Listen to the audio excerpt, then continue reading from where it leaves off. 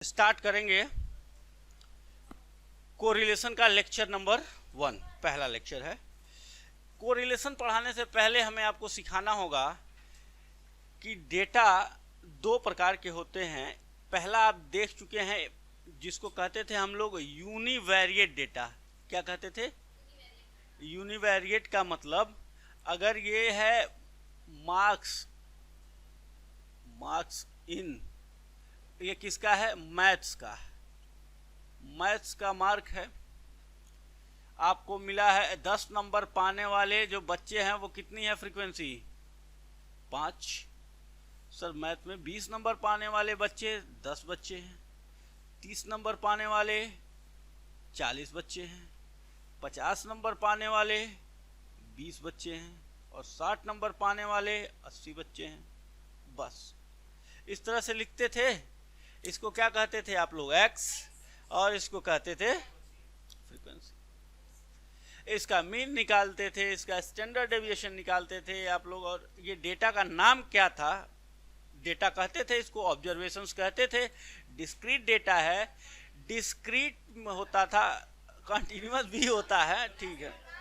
ये बता रहे हैं दो होता है, एक डिस्क्रीट एक कंटिन्यूअस। आप लोग इनकी बात को तो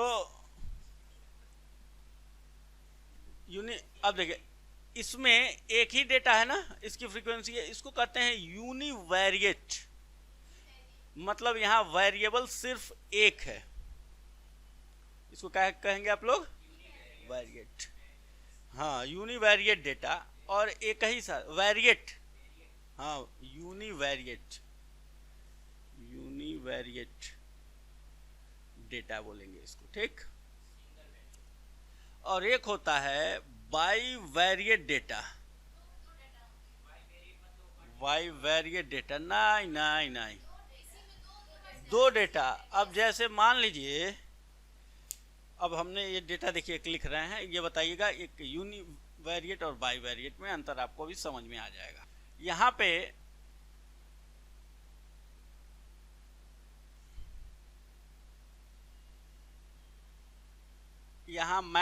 स्टैट्स का मार्क्स है और यहाँ पे मैथ्स का, सही है। अब यहाँ पे हमने लिख दिया कि स्टैट्स में कुछ बच्चे हैं जो 0 से 10 नंबर, 10 से 20, 20 से आप डिस्क्रीट भी लिख सकते हैं और कंटिन्यूअस भी। मान लीजिए 40 नंबर का पेपर है तो 20 से नहीं 30 और 30 से 40, ठीक है ना, यही ना हो आएगा। अब मैथ भी मान लीजिए 40 नंबर का है तो 0 से 10,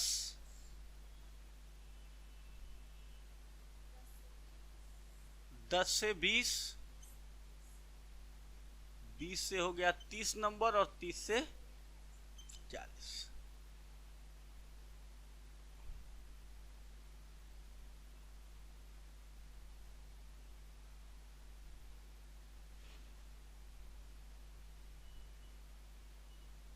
ठीक है, बताएं आपको मैथ्स में कितने ऐसे बच्चे हैं क्लास में जो मैथ में भी कितना नंबर है उनका? 0 से 10, और स्टैट्स में भी 0 से 10 के ही बीच में है। होंगे कि नहीं? बहुत सारे बच्चे जो मैथ्स में भी खराब हैं, स्टैट्स में भी खराब हैं। कितने बच्चे हैं बताइए? 5, ठीक। मान लीजिए कितने ऐसे बच्चे हैं जो मैथ्स में 10 से 20 पाते हैं और स्टैट्स में 0 से 10?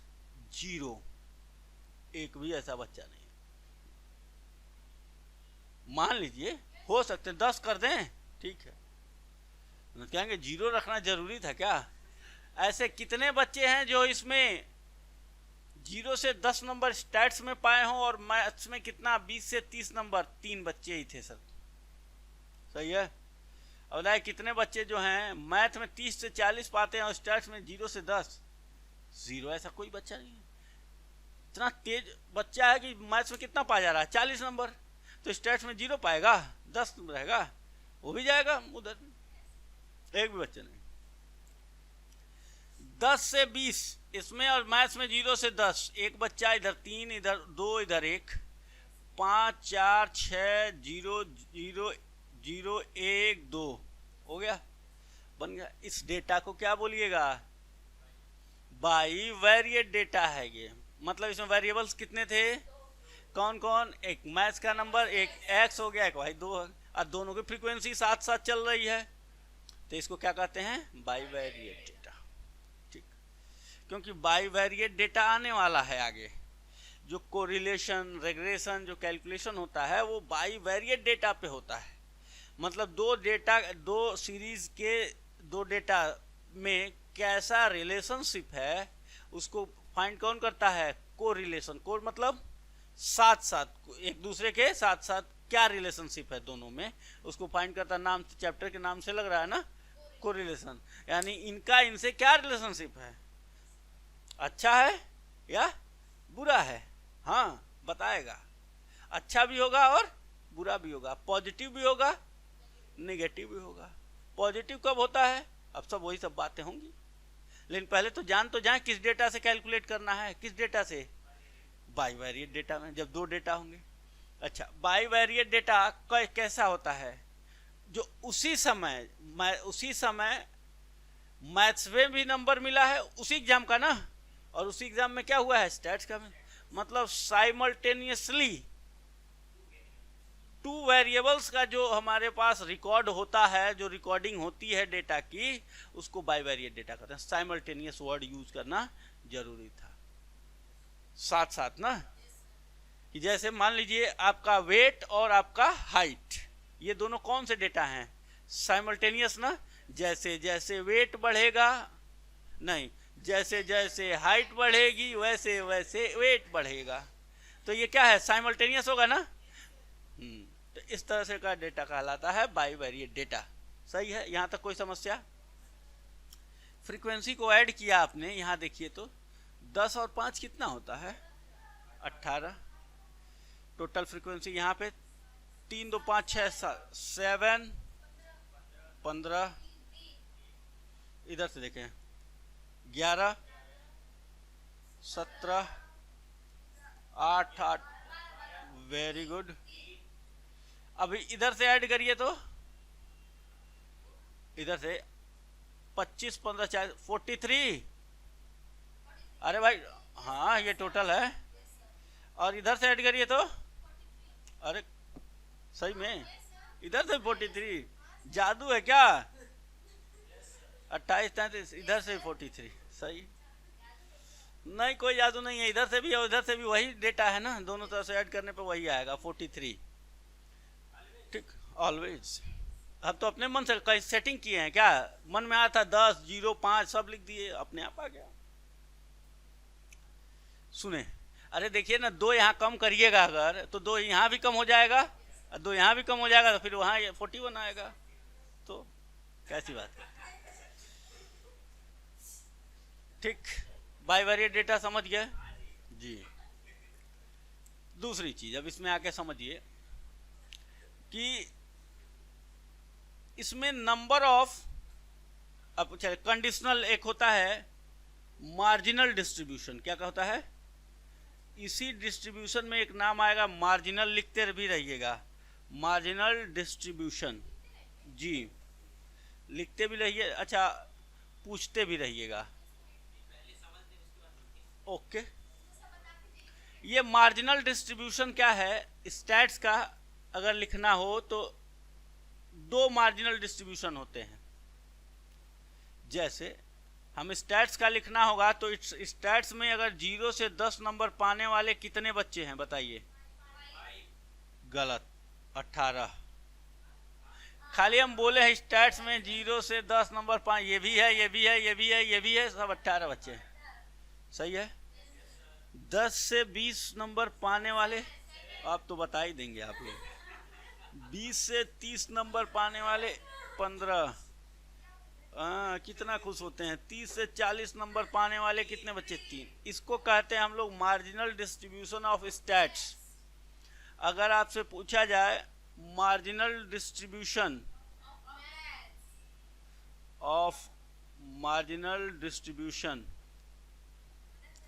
हाँ, अरे तो रुक तो जाइए, आप लोगों को सिर्फ बोलना होता है, हमको तो लिखना भी होता है।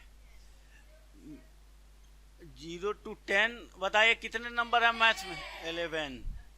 10 to 20 और 20 to 30। अरे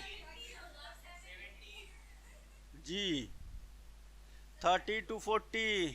बस इसको कहते हैं, यानी कि अब बताइए मार्जिनल डिस्ट्रीब्यूशन कितने बन सकते हैं? जब दो डेटा दिया रहेगा तो कितने? दो ही बनेंगे। अब इसमें तीन तो बन नहीं सकता। क्यों नहीं बन सकता? नहीं नहीं, डाटा तीन ले आए तो इकोनॉमिक्स भी आ जाए तो बन जाएगा। कैसे? ओ नहीं, 2 डायमेंशन 2D है ना ये, कैसे तीन बना देंगे आप? इधर मतलब उसको कहाँ लिखिएगा? इकोनॉमिक मैथ स्टैट तो लिख दिए, इकोनॉमिक्स को कहाँ बोर्ड के अंदर लिखिएगा का? ये 3 डायमेंशनल फिगर नहीं है, ये 2 डायमेंशनल है। इसमें एक्स और वाई दो ही होगा। ये प्लेन बोर्ड है ना।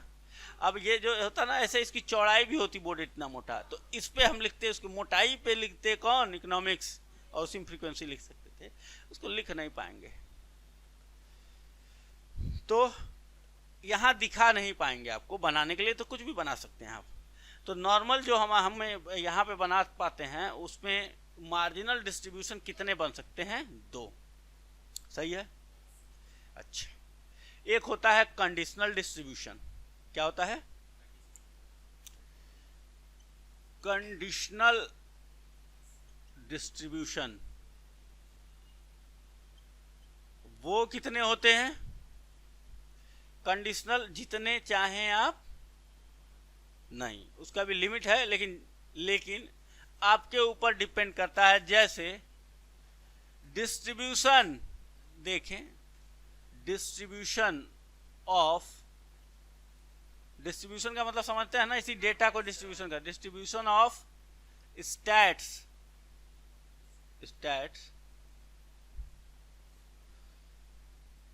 that obtain 10 to 20 marks in maths. Condition लगा है क्या? लगा है कि नहीं कोई कंडीशन? हमको स्टैट्स का डिस्ट्रीब्यूशन बस। तो यहाँ पे 0 से 10, स्टैट्स में 0 से 10 हमको स्टैट्स का बनाना है ना। 0 से 10 ना ना ना ना, देखिए अब 10 से 20, 20 से 30 और 30 से 40। कितना फ्रीक्वेंसी होगा? जो बच्चा मैथ में क्या पाया हो वो है 10, और मैथ में 10 से 20 पाया हो लेकिन स्टैट्स में 10 से 20 पाया हो, वो कितने हैं? 3। ये 20 से 30 नंबर स्टैट्स में पाया हो लेकिन मैथ में कितना हो? 10 से 20, वो है 4।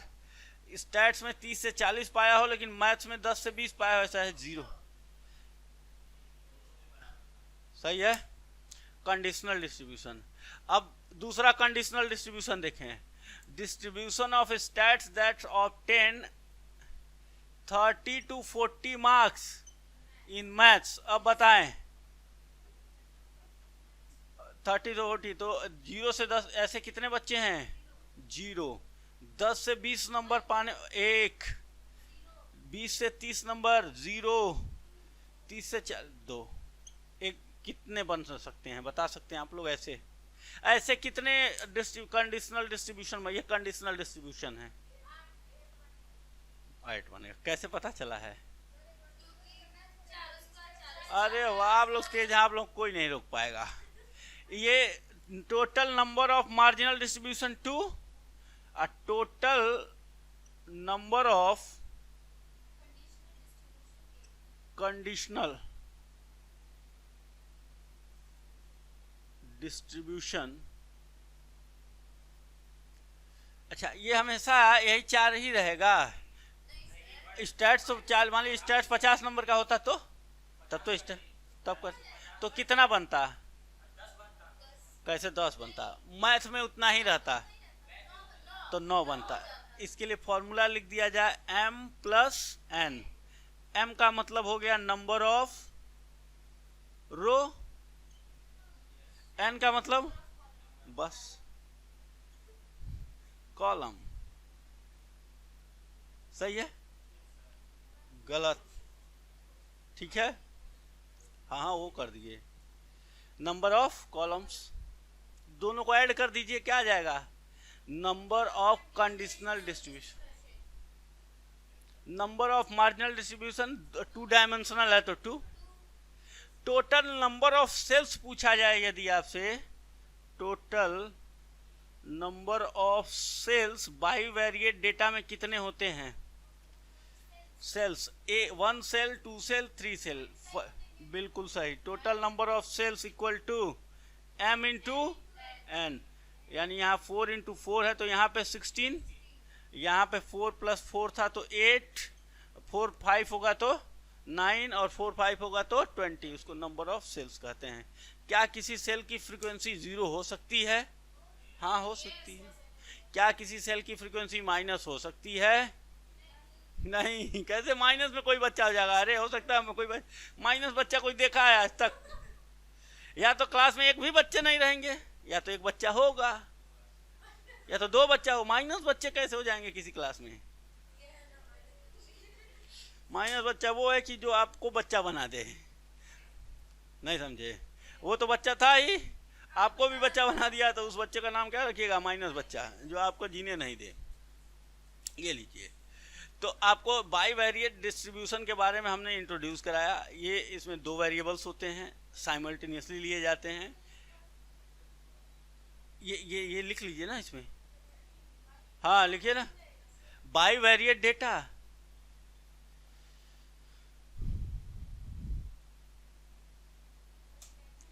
बाईवेरिएट लिखे तो थे, अभी गिराएंगे आप लोग हमको। बाईवेरिएट, BIVARAIATE,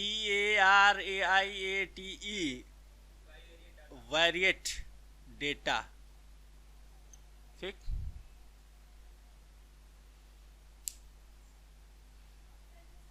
कलेक्शन ऑफ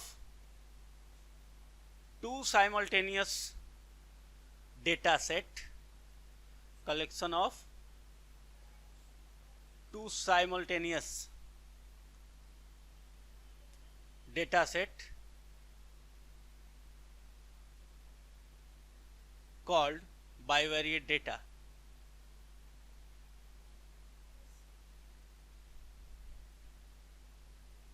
बस अब उसके आगे ये बनाइए, यही है 2 डेटा सेट के, ये बना लीजिए, ये भी लिख दीजिए, ये भी लिख दीजिए, ये भी लिख दीजिए, ये भी लिख दीजिए, ये भी लिख दीजिए, खत्म जी। एग्जाम्पल लिख के ये बना लीजिए। 2 डेटा सेट है, स्टैट्स, मैथ्स, ताकि लिखने से हो सकता है आप कल को भूल जाएं कि मतलब ना समझ में, लेकिन ये रहेगा आपके सामने तो सब दिखेगा। हाँ तो हमको गलत बात बोलते हैं। इन मैथ्स मार्क्स, स्टैट्स का बनाना है आपको, स्टैट्स का बनाना है। लो मैथ में कितना पाया हो? हाँ कुछ भी जैसा बताइए। स्टैट्स का बनाना है आपका, लेकिन मैथ में कितना पाया हो? 0 से 10, तो ये ऐसे बनेगा 0 से 10, ये 5 1 5 0 बनेगा। ऐसा कहेगा, बताइए मैथ के distribution of maths that obtain 30 to 40 in stats, तो ये दूसरा वाला बन जाएगा। तो ऐसे बनेगा 0 से 10 0, 10 से 20 0, 20 से 30 1, 30 से 40 2, इस तरह से बनेंगे। कुल कितने बनेंगे? 8। समझ में आ गया? ठीक, तो अब मिटा देते हैं। अरे जब समझ में, साफ कर लेने दीजिए अगल बगल का था सर। मान लीजिए वो बच्चे कौन से वीडियो वाले, क्या बोलेंगे जानती हैं? ये बच्चे कितना धीरे लिखते हैं। वैसे हम लोग पॉज करके लिख लेंगे, उन लोगों को, वो लोग समझ ना पाए आप लोग धीरे हैं, इसलिए हम इधर सफाई शुरू कर देते हैं। वो इसमें उलझ जाएंगे। आप लोग समझे नहीं। जब तक ये मिटाएंगे हम, क्या करें सबका। अच्छा ये भी बात सही है, वो जान जाएंगे। ठीक,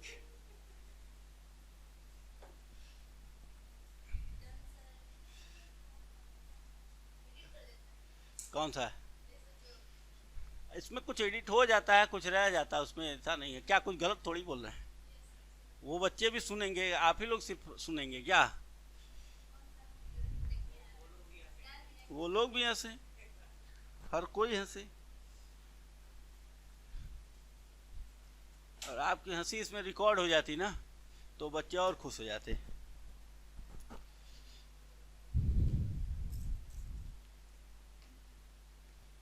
एक वीडियो पे मेरे बच्चा कमेंट किया था, सर आप बोर्ड कितना साफ करते हैं? बहुत बोर्ड साफ करते हैं सर आप। गलत बात है क्या इसको साफ करना? तो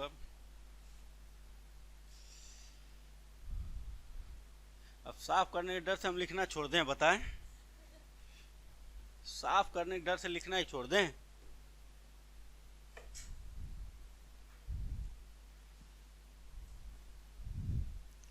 अब आ जाइए कोरिलेशन।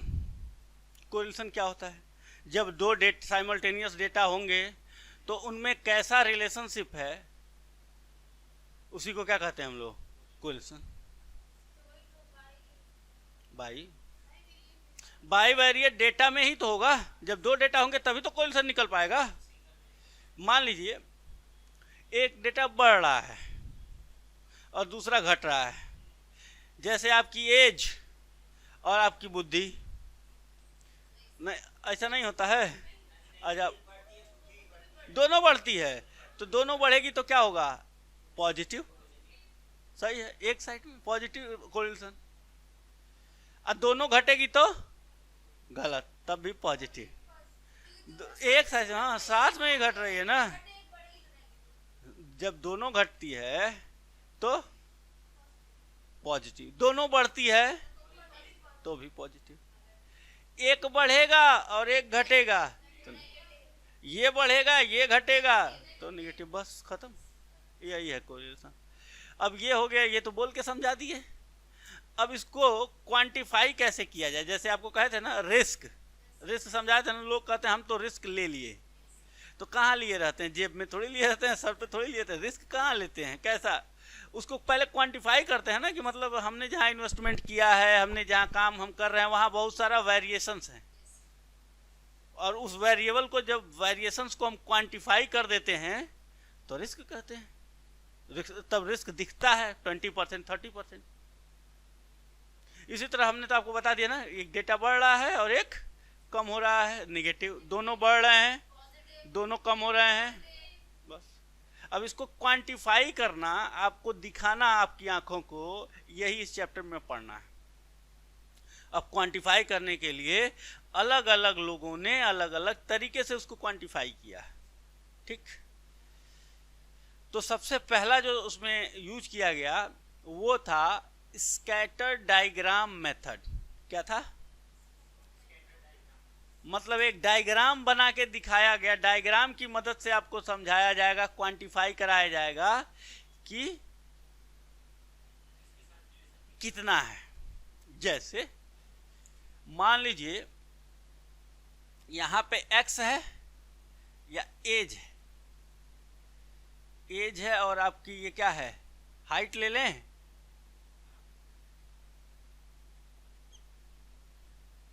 जब आपकी ये 10 किलो की थी, 10 साल की, तो आपका वेट कितना किलो ले लिया जाए? हाँ, और सॉरी, अच्छा ठीक है, वेट हम ले लिए थे, ठीक है। हाइट वेट लीजिए, ज़्यादा अच्छा रहेगा। हाँ, वेट में हम बड़ा डेटा ले सकते हैं। 30 किलो का था, मेरे दिमाग में ये चल रहा था। 10 साल का बच्चा, एज है ना, 10 साल का बच्चा 30 किलो का नहीं होगा? अरे होगा ही, नहीं तो अंडर वेट का आ जाएगा, कुपोषित बच्चा हो जाएगा वो।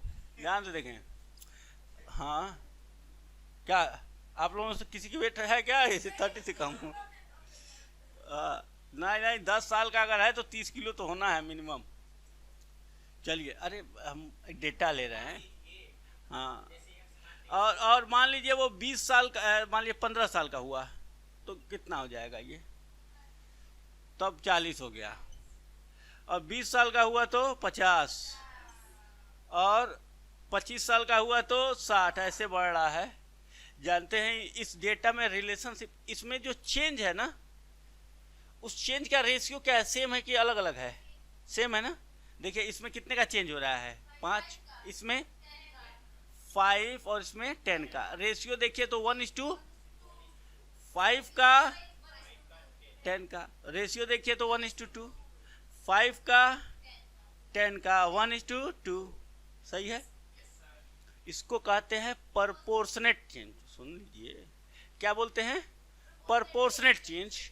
अगर दोनों डेटा में प्रपोर्शनेट चेंज है और सेम डायरेक्शन में है तो इसको जब आप डायग्राम पे प्लॉट करिएगा, एज को कहाँ दिखा दीजिए, एक्स एक्सिस पे एज को, वाई एक्सिस पे वेट को, तो ये एक सीधी लाइन मिलेगी, ये ऐसे जाएगी, मिलेगी कि नहीं मिलेगी बताइए। 10 पे 30, मान लीजिए 10 है तो यहाँ पे 30 मिला, फिर 15 पे ये 5 के ये 40 मिलेगा, 50 मिलेगा, यहाँ पे ये मिलेगा, और इसको जब मिलाएंगे आप तो ये स्ट्रेट लाइन जाएगी। जब प्रोपोर्शनेट चेंज होता है तभी इसका इक्वेशन बनाइएगा तो सीधा स्ट्रेट लाइन, इसका स्लोप सेम है। पढ़े थे आप लोग कोऑर्डिनेट ज्योमेट्री में, स्लोप का नाम सुना है आप लोगों ने, ग्रेडियंट का नाम सुना है आपने? उस स्लोप का ही दूसरा नाम ग्रेडियंट है। और बोलिए, हिंदी में, हिंदी पढ़े नहीं ना आप लोग तो मत, ठीक है तो मत सुनिएगा, हिंदी वाले उसको प्रवणता पढ़ते हैं। क्या प्रवणता या ढाल और ढलान, झुकाव, और आप लोग उसको स्लोप या ग्रेडियंट पढ़ते हैं अंग्रेजी वाले, बाकी कोई बात नहीं है। यहाँ स्लोप क्या है, यहाँ 1/2 का स्लोप इक्वल है हर जगह पे, तो सीधी स्ट्रेट लाइन मिलती है, जिसे y = mx + c पढ़े होंगे ना, ये m स्लोप होता था। हाँ ठीक किए थे, नहीं पढ़े थे तो तब तो बहुत अच्छा किए थे, पहले आप लोगों के सिलेबस में था ये इक्वेशन में, लेकिन अभी हटा दिया है कोऑर्डिनेट ज्योमेट्री ने, तो हम वो भी आप पढ़ते, कोई बात नहीं बिना, लेकिन स्लोप जानना होगा, जरूरत पड़ेगी कहीं समझाएंगे उसको आराम से, अभी आगे समझाएंगे। यहाँ देखिए जब ये इक्वल होगा सीधा स्ट्रेट लाइन, पॉजिटिव डायरेक्शन में है तो लाइन कहाँ से किधर जाएगी, ऐसे ना बढ़ेगा, ये ऐसे बढ़ेगा तो ये भी ऊपर वाला बढ़ेगा, तो यहाँ लोअर लेफ्ट कहाँ से जाएगा, लेफ्ट साइड है ना ये, हम इधर देखिए ये लेफ्ट है ये राइट है, तो ये अगर लोअर लेफ्ट है और lower left to upper right, अगर स्ट्रेट लाइन जाएगी, क्या जाएगी, स्ट्रेट लाइन जाएगी, तो इसको क्या कहते हैं हम लोग, इसको कहते हैं परफेक्ट, क्या बोलेंगे, परफेक्ट पॉजिटिव कोरिलेशन। समझ में आ गई बात? तो परफेक्ट पॉजिटिव कोरिलेशन क्या होता है, स्कैटर डायग्राम में जब एक सीधी स्ट्रेट लाइन, जब भी हम अपने डेटा को कहाँ प्लॉट करें, एक डायग्राम पे, ग्राफ पे, और जो डॉटेड लाइन मिलती है lower left to upper right straight line मिले तो उसे परफेक्ट पॉजिटिव कोरिलेशन कहते हैं, मतलब एकदम परफेक्ट है। और इसको कहते हैं जब कोरिलेशन क्वांटिफाई करिएगा, क्या करिएगा, किसी भी तरीके से, तो इसमें जो चेंजेस आते हैं वो इक्वल रहते हैं, जिसकी वजह से r की वैल्यू +1 आती है। अब r क्या है, कैसे है, बताएंगे। ये एक रिलेटिव डेटा है, क्या है ये, रिलेटिव डेटा है, सही है, एक दूसरे में तुलना करता है ना ये, तो एक रिलेटिव डेटा है, और रिलेटिव डेटा कभी एक से ज्यादा हो सकता है। यस सर,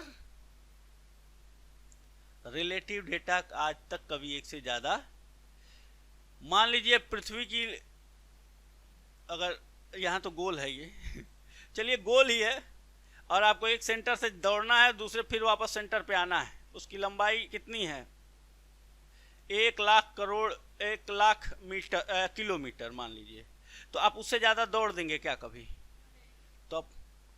तो सर 1,00,000 किलोमीटर था इस पूरे पृथ्वी की लंबाई, और पूरा हमने क्या कर दिया, दौड़ चक्कर लगा दिया, तो इंटू कितना आएगा ये 1।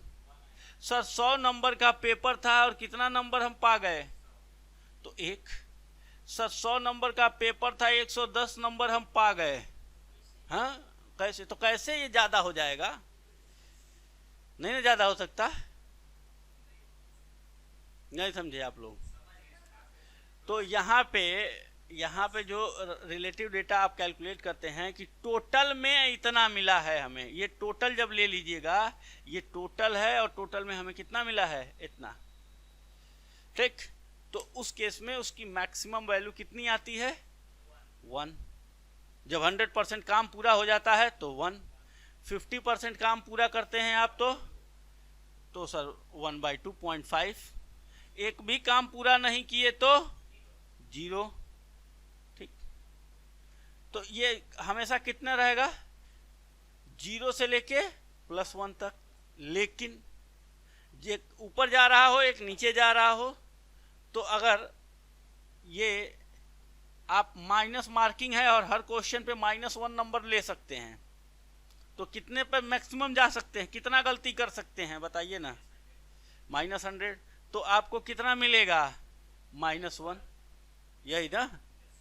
सर 50 क्वेश्चन माइनस मार्किंग वाला गलती किए हैं सिर्फ, और 50 ही क्वेश्चन किए थे, 50 गलत था, तो कितना नंबर पाए 100 में, -50। इससे ज्यादा -1 से भी कम कोई बच्चा पा जाएगा क्या? नहीं समझ रहे आप लोग? 100 नंबर का क्वेश्चन था, एक क्वेश्चन सही करिएगा तो 1 नंबर, और गलत करिएगा तो -1। तो बताइए सबसे अच्छी स्थिति क्या हो सकती है, सब सही हो तो 100 में 100 पाएंगे। तो अगर आपको रिलेटिव डेटा लिखा जाएगा तो क्या लिखेंगे आप बताइए ना, बोलिए। सर 100 में 100 नंबर पाए, ऐसे तो मास्टर साहब लोग लिख के ऐसे लिख देते थे, ऐसे लिख देते थे, आपकी कॉपी पे याद करिए बचपन के दिन, 100 में 100 नंबर पाए सर। तो मतलब अगर ये रिलेटिव डेटा में देखा जाए, इसकी वैल्यू कितनी है, +1। ये भी हो सकता है सर एक भी क्वेश्चन नहीं आया था, चुपचाप हम कॉपी मैडम को जमा किए और चले आए, तो हमको मैडम ने ऐसा दिखा दिया, और ये हो गया हमारा क्या, 0। जाइए फिर, यदि सर हमने क्या कर दिया, 20 नंबर प्रयास किए, 20 के 20 क्या हो गए, गलत हो गए, तो 20 नंबर कहाँ चला गया, माइनस में बटे 100। माइनस में नहीं जाएगा, अगर एक क्वेश्चन गलत होगा आपका, अरे गलत होने का मतलब क्या हुआ, ABC था, गलत टिक कर दिया तो माइनस मार्किंग, आपके एग्जाम में भी होगा, और क्या, वही माइनस मार्किंग। -20 नंबर तभी ना पाएंगे आप, एक्चुअल में नहीं। ये यहाँ माइनस कितना आ जाएगा, -0.2। 100 नंबर, 100 आ नहीं रहा था, लेकिन 100 का 100 कर दिए और 100 गलत हो गया, तो -100/100 कितना आ जाएगा, -1। बताइए इससे भी ज्यादा कोई बच्चा गलत कर देगा क्या, 101 क्वेश्चन गलत करेगा, तो -1 से नीचे कभी वैल्यू जाएगी, +1 से कभी ऊपर जाएगी, यानी कि पूरा पॉजिटिव कोरिलेशन जो होगा वो कितना होता है, +1 से और -1 के बीच में आता है। समझ में आई बात? क्योंकि ये कौन सा डेटा है, रिलेटिव डेटा है, लेकिन ये पॉजिटिव भी होता है, और पॉजिटिव परफेक्ट पॉजिटिव होगा तो +1 तक जाएगा, परफेक्ट निगेटिव होगा तो नहीं तो बीच में रहेगा, और नो कोरिलेशन होगा तो 0 पे। नो क्वेश्चन सॉल्व किया आपने तो क्या रहेगा, 0। इसी तरह नो कोरिलेशन होगा तो 0। अब अगर बताइए 0.1 कोरिलेशन है तो कमजोर है कि ताकतवर है, कमजोर है। 10 नंबर किए सर, 10 नंबर किए 100 में, कमजोर है कि ताकतवर है, बोले कमजोर है। एक बच्चा है सर 50 नंबर किया है, कोरिलेशन इसका ऐसे ही आएगा, कितना आएगा, 0.5। बताइए कैसा है ये, मॉडरेट है सर। सर 1.9 नंबर किया हुआ है, अरे सर ये मजबूत है सर, 100 में 100 कर दिया है सर, ये तो परफेक्ट है। समझ में आई बात? तो कोरिलेशन जब 0 होगा तो पहले डेटा और दूसरे डेटा के बीच में कोई संबंध, मतलब सर पता नहीं कौन सा क्वेश्चन पूछ रहा था, हम पता नहीं क्या पढ़ रहे थे कुछ और, पूछ रहा था कुछ और एग्जामिनर, मेरे दिमाग में चल रहा था। समझ में आ रही बात? सब प्रैक्टिकल एग्जाम्पल ऐसे समझ लीजिए। तो उस केस में 0 रहेगा। सर वो हमारे दिमाग में उल्टा चल रहा था और हम और उल्टा चला दिए, बस माइनस में चले गए। और लेकिन सर जो टीचर पढ़ाए थे वही एग्जाम में आया भी, और जितना पढ़ाए थे सब आ गया था, तो 100 में 100 कर दिए, यानी सेम डायरेक्शन में चेंज। सही है। तो पॉजिटिव कोरिलेशन नेगेटिव कोरिलेशन समझ गए आप लोग। कहाँ से कहाँ तक इसमें चेंज हो सकता है ये भी समझ गए आप लोग। क्या +1 हो सकता है, -1 भी हो सकता है, क्या इसके बीच में भी हो सकता है। अब कुछ भी पूछेगा सब बताइएगा आप लोग, ठीक है।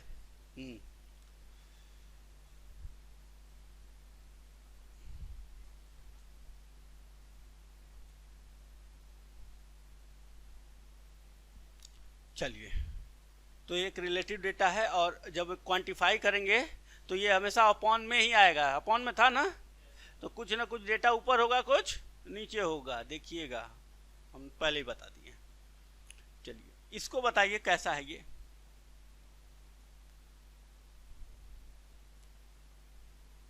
एक यहाँ मिला, एक यहाँ मिला, एक यहाँ मिला, एक यहाँ मिला, एक यहाँ मिला, एक यहाँ मिला, एक यहाँ मिला, एक यहाँ मिला, ऐसे ऐसे ऐसे।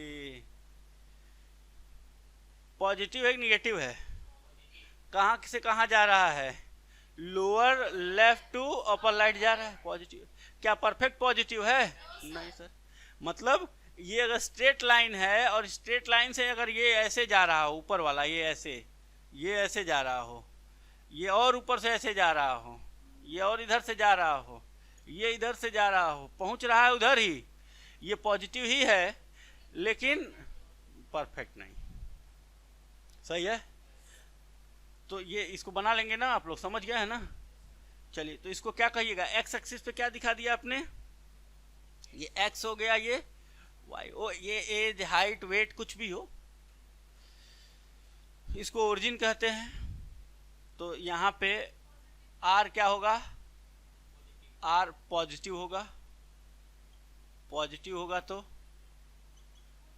आर यहाँ ग्रेटर देन क्या होगा, 0 ही होगा, और लेस देन क्या होगा, बहुत अच्छे, आर लेस देन 1 होगा, 0 से 1 के बीच में आएगा। और क्या कह सकते हैं इसको, और लेकिन लोअर लेफ्ट से कहाँ जाएगा, लेफ्ट टू अपर राइट ही जाएगा ये। और क्या करेगा, और क्या करेगा, बस परफेक्ट मत लीजिए, इसको क्या लिखिएगा, आर इक्वल पॉजिटिव, ये हो गया सारी बातें। तो ये 2 फिगर बना लीजिए, तो मिटा के 2 फिगर और बना दें। समझने के लिए था ये, लिख लीजिए, लिख लीजिए correlation.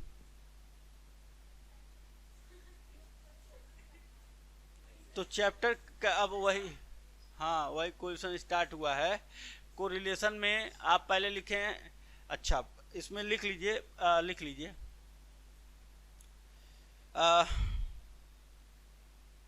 Methods of correlation.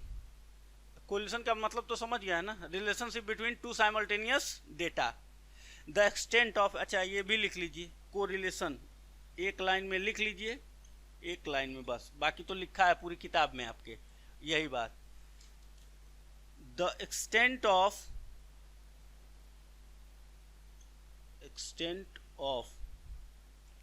Relationship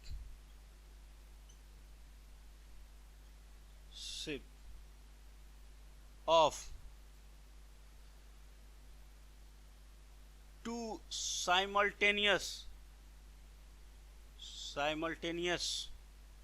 data, जिसे कहते क्या हम लोग, बाईवेरिएट कहते हैं। The extent of relationship of 2 simultaneous data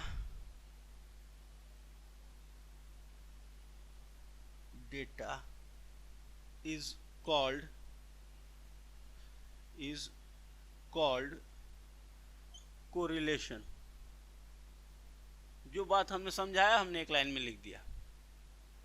extend मतलब कहां तक, एक्सटेंड मतलब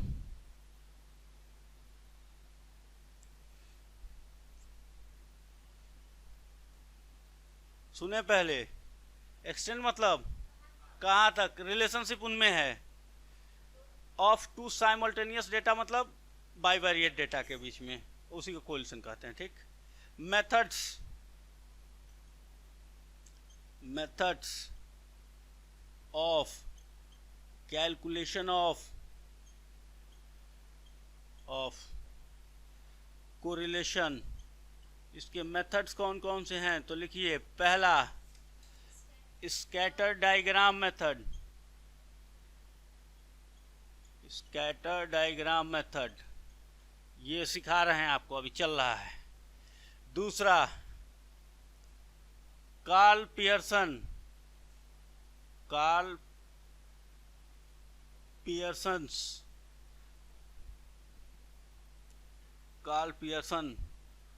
प्रोडक्ट मूवमेंट, बहुत अच्छे, प्रोडक्ट मूवमेंट, कार्ल पियर्सन नाम है।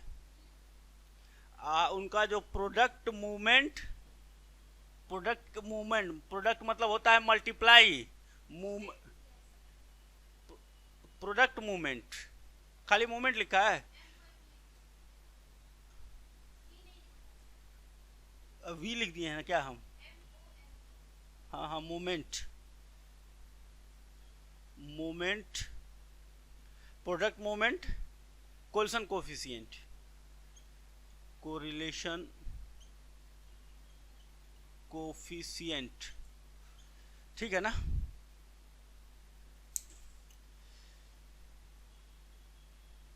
इसको समझाएंगे। प्रोडक्ट का मतलब क्या है? मल्टीप्लाई करना। मूवमेंट का मतलब उसी क्षण, और कैसे कोलिशन कैलकुलेट किया जाता है। तो दूसरा हो गया।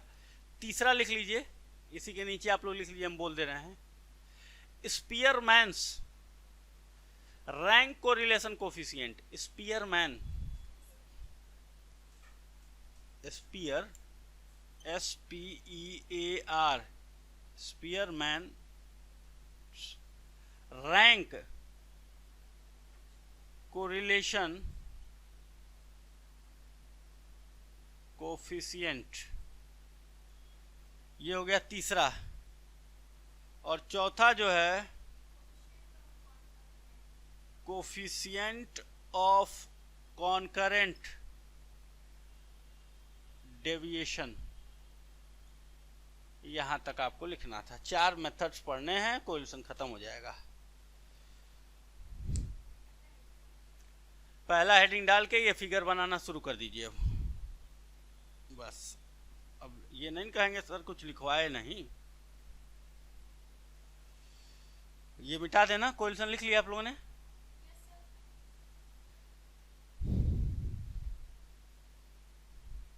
जल्दी जल्दी बनाइएगा।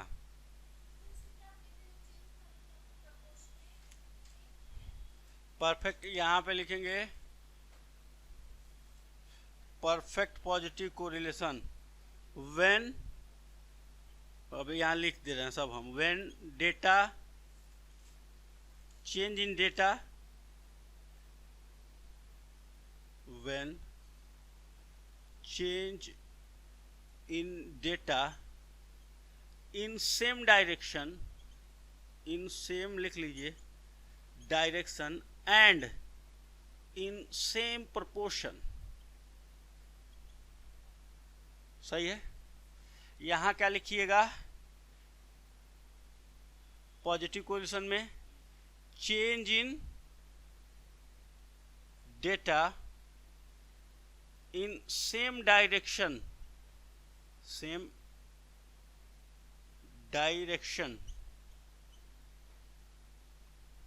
but not in same proportion। सही है?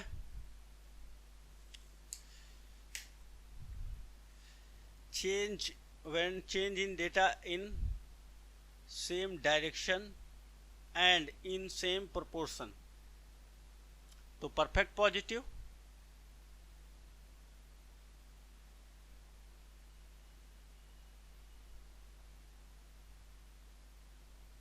यहाँ है change in data in same direction but not same proportion.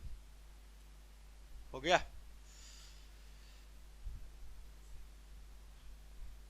Diagram तो बन गया होगा ना, उसी डायग्राम के नीचे लिखिए।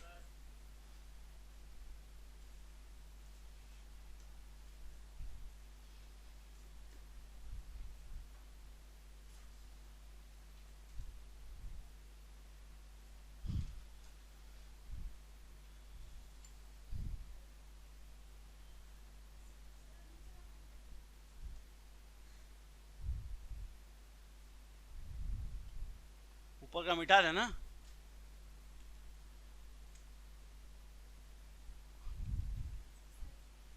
हाँ हाँ साइड।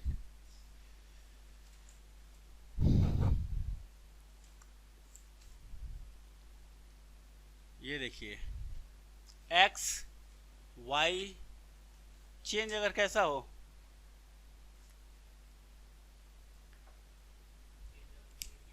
पहले तो लिख लीजिए, ये वाला तो हो ही गया है सबका, ऐसा मेरा मानना है।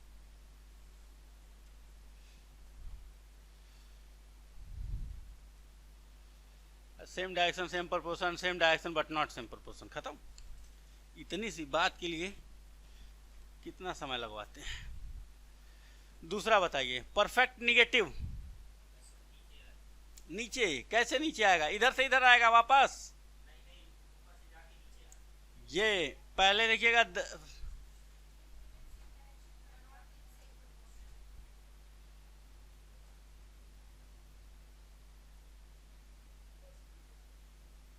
ये कौन सा है? परफेक्ट निगेटिव है ना। यहाँ आर की वैल्यू क्या आती है? -1। इसको क्या कहते हैं? Perfect negative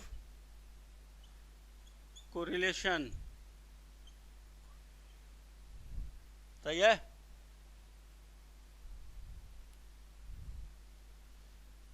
change in data, change in data in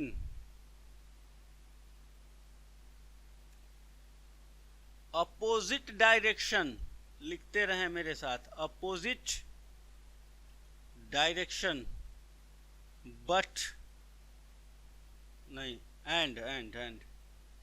and same proportion. सही है। प्रोपोर्शन क्या था? सेम, लेकिन डायरेक्शन क्या था? तो क्या हो जाएगा? Perfect negative. ये चेंज किधर से किधर होता है? Upper left to lower right. यहां ये चेंज होता है upper left to lower right, upper left to lower right. सही है। ये क्या है? डेटा तो ऐसे आ रहा है, लेकिन ये ऐसे ऐसे चेंज हो रहा है इसमें, या ऐसे हो जा रहा है इधर से ऐसे, या और इधर से चेंज आ गया, इधर से ऐसे आया। तो ये क्या है? ये निगेटिव है ना। ये होगा आपका r equal to sorry, r is greater than -1। -1 से क्या होगा? बड़ा ना। लेकिन आर इज लेस देन 0 से छोटा होगा, तभी निगेटिव होगा। इसको क्या कहते हैं? सिर्फ निगेटिव कोरिलेशन। यहां चेंज कैसा होगा? चेंज इन, बोले change in data in opposite direction. बहुत अच्छे, लिखते रहिए। ये नहीं हमको बता के उसके बाद फिर हमारा इंतजार करिए लिखने का। Change in data in opposite direction but not in same proportion. यहां भी चेंज क्या होगा? Upper left to lower right.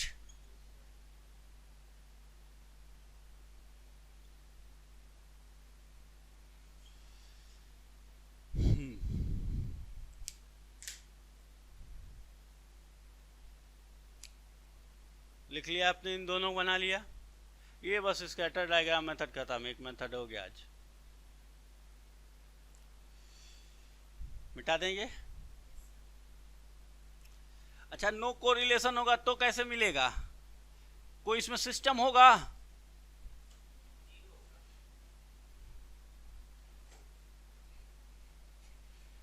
जानते हैं उसको इनएफिशिएंट डेटा कहते हैं। जैसे मान लीजिए ये इस तरह से डेटा मिलने लगे, नो कोरिलेशन। ये देखिए यहाँ x कितना था, यहाँ मान लीजिए 10, तो y कितना था 20, ये एक डेटा मिला। x 10 था तो y कितना मिल जा रहा है, मतलब x एक बार यहाँ 10 है तो y कितना आया है 20, और फिर x 10 है तो ये कितना आ जा रहा है कभी 40। इसका मतलब इसमें चेंज का कोई नियम कानून है क्या? कभी 10 पे 20 दे रहा है, कभी 10 पे 40, तो इसमें सब एक ही तरह के एक दूसरे के ऊपर अब मिलना शुरू हो जाते हैं, इसके ऊपर ये मिलना शुरू हो जाएगा। तो यहाँ इस डेटा में कोई एक रूप, हाँ रिलेशनशिप ही नहीं, कोई एक कह सकते हैं ना कि स्वरूप नहीं है उसका कि वो एक किसी डायरेक्शन में जा रहा, कोई ट्रेंड ही नहीं है इसमें। इसमें ट्रेंड था, बढ़ेगा ही गिरेगा ही गिरेगा ही, कभी ज़्यादा कभी कम, लेकिन गिरेगा ही गिरेगा। लेकिन यहाँ कभी सबसे छोटा कभी यहाँ मिलता है, कभी यहाँ मिलता है, कभी यहाँ मिलता है, तो कभी यहाँ मिलता है। इसी वाई पे वाई अगर हमारा 40 है तो 40 पे यहाँ भी मिल जाता है, यहाँ मिल जाता है। कोई ट्रेंड इसमें नहीं है, ना कोई फाइंड कर पाएगा। कभी 10 पे आप कभी लाइन मिलेगी ही नहीं, सही है। तो इसको क्या कहिएगा? नो कोरिलेशन, एकदम perfect negative, sorry perfect negative में तो ट्रेंड होता है, वो गिरेगा आपकी। इसके पहले ये लाइन है ना परफेक्ट निगेटिव, मतलब 10 पे इतना था, 20 पे और कम, 30 पे और कम, 40 पे और कम, 50 पे और कम, इसमें एक डेटा ट्रेंड था, ये परफेक्ट निगेटिव। अरे अभी सब तो लिख रहे हैं आप, यही सब निगेटिव कोरिलेशन इसके पहले यही लिखे थे, परफेक्ट निगेटिव सब लिख के पूछ रहे हैं कि यही था परफेक्ट निगेटिव। क्या बात करते हैं जी। यहाँ पे r इक्वल टू हो गया 0, नो कोरिलेशन। नो कोरिलेशन में और निगेटिव कोरिलेशन में जमीन और, हाँ, लेकिन इनको ये बात पता नहीं थी। एक होता है कर्व लीनियर कोरिलेशन। क्या होता है? कर्व लीनियर, पहले कर्व बनता है फिर लीनियर हो जाता है। क्या हुआ? और यही सीखने के साथ साथ आप लोगों की क्लास भी खत्म हो जाएगी, समझ रहे हैं आप लोग? क्या हुआ?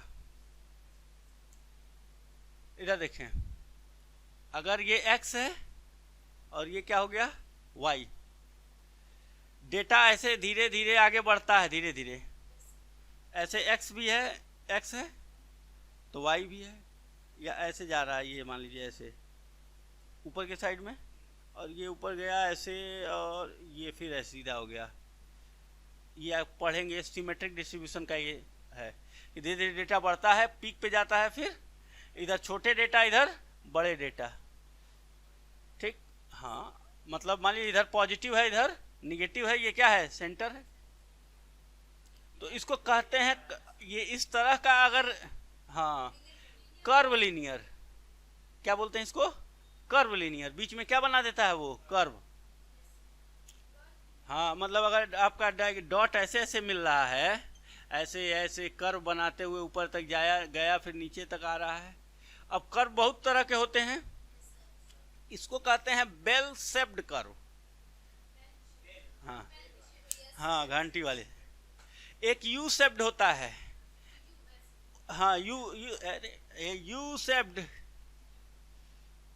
ठीक, मतलब ऐसे, हाँ, कम था फिर बड़ा, इसमें रिलेशनशिप है ना, यहाँ नीचे आ गया फिर ऊपर बढ़ते बढ़ते ऊपर मैक्सिमम तक जाता है।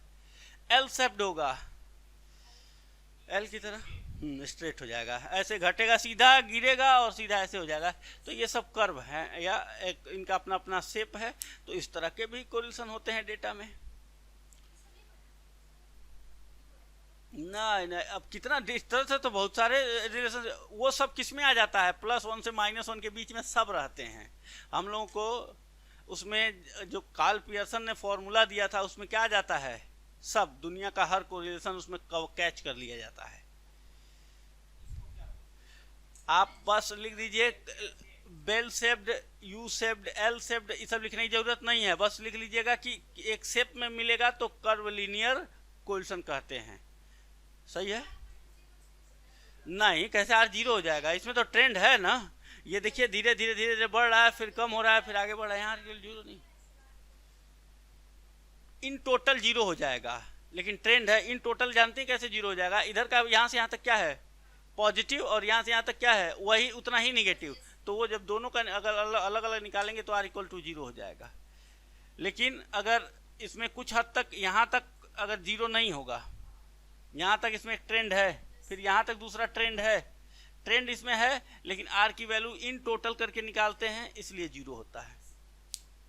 और इसमें इनएफिशिएंट होता है। ये इनएफिशिएंट मतलब इसमें कोई ट्रेंड आप कभी ढूंढ ही नहीं पाएंगे, इसलिए इसको कहते हैं कोरिलेशन, नो कोरिलेशन। बस इसके बाद से जो है सारी बातें उसमें लिख लिया आपने, lower left, upper right, perfect, positive. बस अब जो है नहीं, अब कार्ल पियर्सन एक एक दिन में सब नहीं, आराम से सीखिए आप लोग, नहीं तो आप मार्जिनल डिस्ट्रीब्यूशन सीखे, रिवीजन कर लेते हैं 2 मिनट में। आप लोगों ने बाईवेरिएट डेटा सीखा, साइमल्टेनियस होता है, उसमें 2 बातें सीखी, कौन कौन सी, एक मार्जिनल डिस्ट्रीब्यूशन, एक कंडीशनल। मार्जिनल 2 होते हैं यहाँ पे, और conditional m+n, number of sales होती हैं m × n, n to n, ठीक। और क्या सीखे थे आप लोग, हाँ उसके बाद से मेथड्स ऑफ कोरिलेशन सीखा था आपने, 4 हैं स्कैटर डायग्राम में। 2 होते हैं, 2 तरह का होता है, पॉजिटिव निगेटिव। पॉजिटिव में परफेक्ट पॉजिटिव, और पॉजिटिव निगेटिव और परफेक्ट निगेटिव, नो कोरिलेशन, ठीक है। जब दोनों डेटा ऊपर बढ़ेंगे तो पॉजिटिव, दोनों डेटा नीचे घटेंगे तो भी पॉजिटिव, एक ऊपर एक नीचे, ये ऊपर ये नीचे, निगेटिव। फिर अब जैसे एग्जाम्पल देके बताइए, जैसे आप लोगों का क्या था, एग्जाम्पल भी लिए थे, एज और हाइट, एज भी बढ़ती है हाइट भी बढ़ती है, तो एज और आपका वेट हो गया, ठीक। और जब आप लोग स्कूटी चलाते हैं, स्कूटी का ब्रेक मारना और गाड़ी का आगे बढ़ना, नेगेटिव। जैसे जैसे जैसे जैसे ब्रेक तेज मारेंगे आप, गाड़ी वैसे वैसे क्या हो जाएगी, उसकी कम हो जाएगी, वो आगे बढ़ना उसका क्या हो जाएगा, कम हो जाएगा, ठीक है ना। इस तरह से कुछ भी अगर पूछेगा तो बता सकते हैं ना कि जो कम हो रहा हो, दूसरा ज़्यादा हो रहा है तो परफेक्ट निगेटिव हो गया, ठीक। क्योंकि इस पे एक नंबर के क्वेश्चन बनते हैं। तो अब हम लोग का बचा गया इसके बाद से कार्ल पियर्सन, तो वहाँ पे अब उसको यहाँ क्वान्टिफाई नहीं हो पा रहा था, क्वान्टिफाई मतलब एक वैल्यू नहीं मिल पा रही थी, सिर्फ डायग्राम से दिखा दे रहे थे, परफेक्ट पॉजिटिव +1 होता था देख लेते थे। लेकिन अगर खाली पॉजिटिव होता था ऐसे तो आप देख पाते थे कितना है कोरिलेशन, 0.6 है कि 0.5 है, हम वहाँ बोल रहे थे ना नंबर कितना आया है, कितना दोनों लोग कितना आपस में पढ़े हैं। अगर 100 में 100 पढ़ लिए तो मतलब आपका दिमाग भी और सब पढ़ाई भी मैच कर गई, तो परफेक्ट। और आप 60 नंबर पाए हैं तो 60% आपका और उनका सिलेबस का मैच किया है, 0 पाए हैं तो कुछ नहीं मैच किया, आए उल्टा कर मैच हो गया, कब, जब निगेटिव में जाने लगते हैं तब। वही क्वांटिफिकेशन अब कौन किया, कार्ल पियर्सन ने किया। इसलिए सबसे इंपॉर्टेंट कौन सा है, कार्ल पियर्सन। कोरिलेशन वही माना जाता है, वहीं से मेन उसके कह सकते हैं कि मेन फॉर्मूला वही है, और वो हम लोग सीखेंगे अगली क्लास में। तो आज की क्लास यहीं ख़त्म करते हैं, थैंक यू।